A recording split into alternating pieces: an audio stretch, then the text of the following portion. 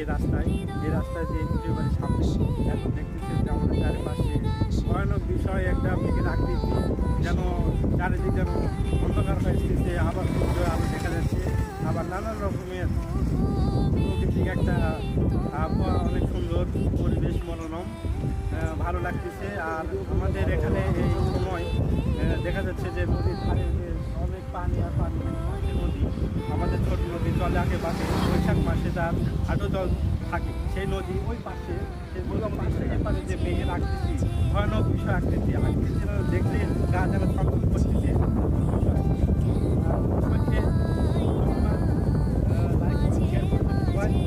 আর দোয়া করবেন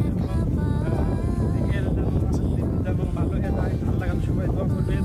আর সবার জন্য দোয়া থাকবে, সবাইকে দোয়া করবেন ও লাইক করবেন, শেয়ার করবেন। ধন্যবাদ সবাইকে। Hello guys.